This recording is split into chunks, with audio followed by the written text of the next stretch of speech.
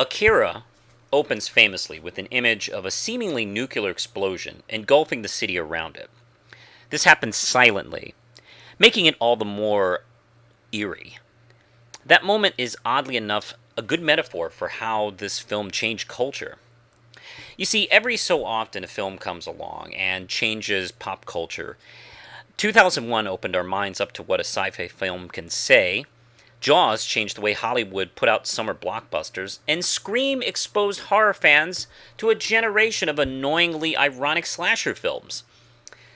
Akira fits that distinction for anime, helping create the anime fandom that we know today. You see, back in the late 80s, anime, or quote-unquote Japanimation, as it was once called, was a small cult following. Yes, back in my day, you would have to walk through 30 miles of snow to get to your local video store in hopes of finding any VHS of a badly dubbed film that wasn't already stolen by some other desperate fan. Oh, you might get lucky and turn on the last 20 minutes of a movie on HBO. You had no idea what it was, but you knew it was Japanese. So, when Akira was released in select theaters in the United States, it was like a silent bomb dropping in geek culture. The film, Akira, was based on the manga of the same name that ran in the pages of Young Magazine from 1982 to 1990. Creator Katsuhiro Otomo directed the movie himself to ensure the film would remain as close as possible to the source material. Good idea, since the story is around 2,000 pages and wasn't even completed by the time production started on the film. And Zack Snyder thought Watchmen was a challenge. It takes place 31 years after World War III. Neo-Tokyo is once again becoming a powder keg. The city is set to host the Olympics the next year, and there are increased tensions all over the place. The anti-government protesters are fighting the military and the police. Fringe religious cults predict the return of Akira, a messianic figure shrouded in mystery, essentially. All we know is that he was a test subject of the Japanese government that started the war. He was among a small group of kids that were tested on. They were Takashi, Matsuaro, and Kyoko. I get the feeling that the following three were kind of split on what path to follow. On one hand, they took part in the event that caused the war, but Takashi is tired of being a ward or prisoner of the state. They're all adults stuck in children's bodies and being treated like children. All of them expect the most powerful one of them, Akira, to return and take them away. When will this happen is even beyond their knowledge. Colonel Shikajima is committed to keeping a lid on everything. He is willing to work within the confines of democracy, that is, until it becomes obvious to him that the council is a mess of corruption and bickering. These men in charge are unable to have a reasonable discussion with any compromise. Keeping the peace looks impossible to him at this point. He doesn't have to have psychic powers to know that Neo-Tokyo is on a collision course with wackiness. He soon realizes that there's even a mole within the government trying to bring Akira back. That guy is Nazu. You see, Nazu is on the council.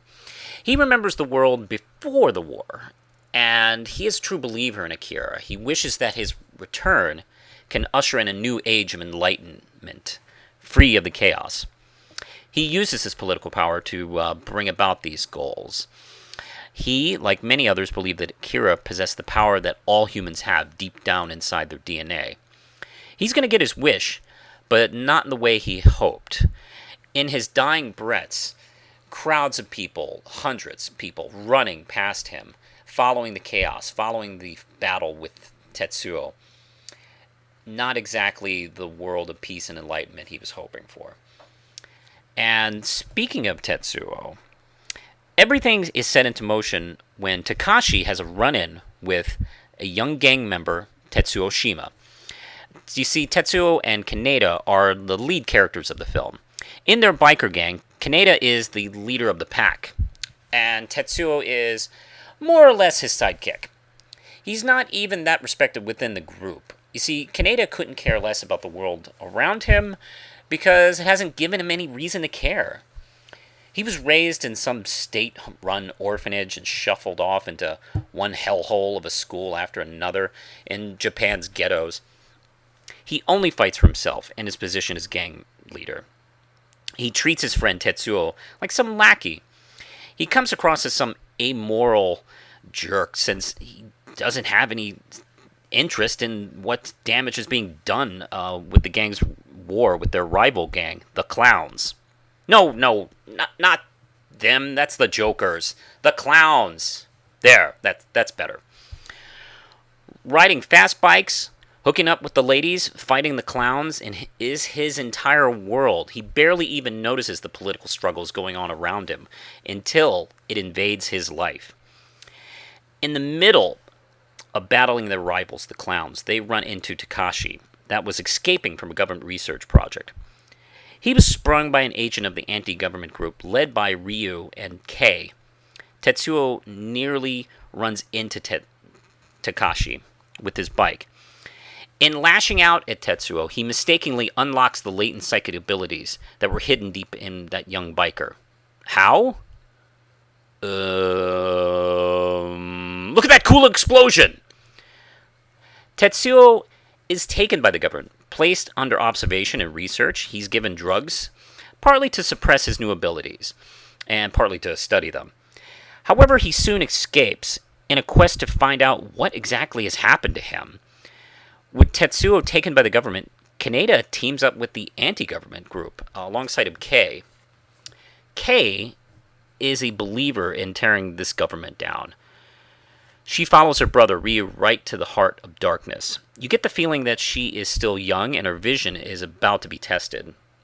She discovers that she will kill for her beliefs, and it is obvious that she's unsure about how far she'll go to reach these goals.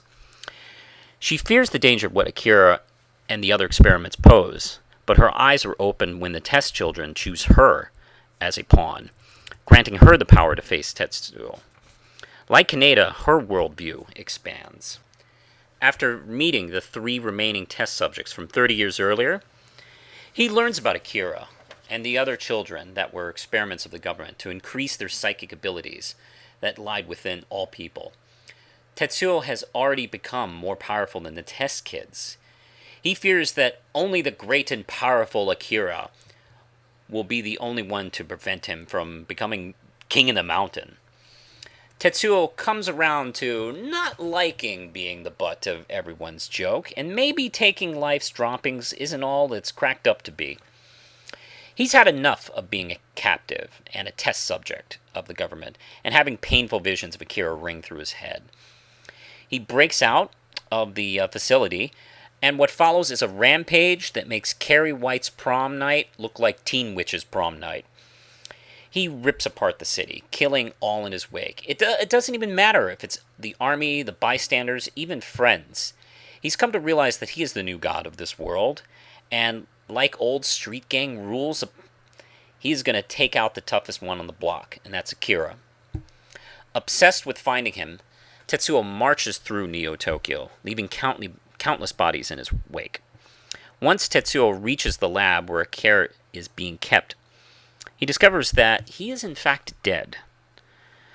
His remains are now kept in a series of jars to be studied and studied and studied. What follows is a confrontation with Kaneda and the military and lasers and satellites, and it goes big. Some viewers may be confused over the fact that Kaneda can even challenge Tetsuo with the same laser rifle that was useless during the bridge scene. That's where the emotion of Tetsuo's previous life comes into play. Tetsuo, like Akira, was dropped into an institution without anybody to care for him. Both of them fell through the cracks of the society. Unlike Kaneda, though, Tetsuo wasn't all that tough. This caused him to seek Kaneda out as a protector, an older brother, the kind he never had in real life. While a love exists between the two of them, it's obvious that he's the weaker of the two, the sidekick, basically. At the beginning of the film, we see that their relationship has developed a level of hostility, at least from Kaneda's end. and I'm guessing that he is done with being Tetsuo's bodyguard of sorts. Kaneda hopes that this can give him some time to psych out Tetsuo, enough time to defeat him anyway. Unfortunately for him, the gun's battery was not up to the job. This all doesn't last in Tetsuo's favor for long. In one of the battles with the military, he loses an arm and replaces it with a makeshift arm created by whatever machinery was lying around. Soon, that arm takes a life of its own and what can be called an epic level of body horror. This is only the beginning of him losing control of his powers. He transforms into this giant blob. Meanwhile, the three children resurrect Akira, who engulfs Tetsuo in some sort of cosmic rebirth, thus taking Tetsuo and the children with him. Where did they go? What will become of Kaneda, Kei, and the people of Neo-Tokyo? Will Japan be ready for the 2019 Olympics?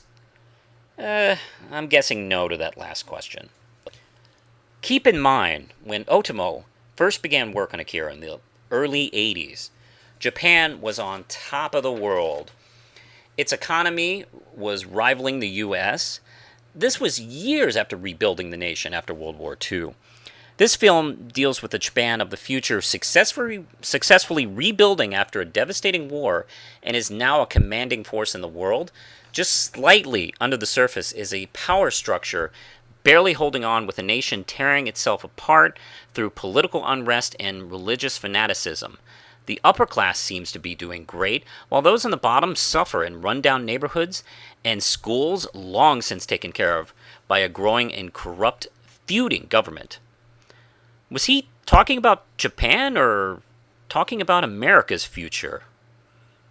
Oh well, anywho, this film, Tetsuo and Kaneda, seem to represent different aspects of Japan at the time. Kaneda is someone who couldn't care less about the past or the future and lives only in the now, without regard of how it affects anybody around him. Tetsuo is someone who gets caught up in gaining more power without thinking about the dangers. Like I mentioned before, the manga this film is based on was thousands of pages long. It has a massive cast with storylines that go on and on all at once. Kaneda isn't exactly the lead. He is only one of the major characters in the series. Otomo had to decide on what to focus on with the film. Instead of trying to squeeze the story into a 2-hour epic, he went and adapted the first quarter of the story with Kaneda and Tetsuo taking center stage. Does this work? Well, there are some issues with this choice. This sadly leaves supporting characters from the manga in bit parts. Lady Mayeko is the biggest example of this. She is a fairly important figure in the manga, but only one of many bystanders killed during the bridge battle. That, and she's even voiced as a male in some of the dubs over the last few years. It's also easy for the plot to leave first-time viewers behind. There is a lot of backstory and how it connects with the events of the film, and it does require repeat viewings. The good news is the information is there, and the filmmakers do know what's going on. I tend to think this is much like the Shining film, where both films narrow their focus, leaving some mystery to the audience, and still managing to create a provocative work on its own.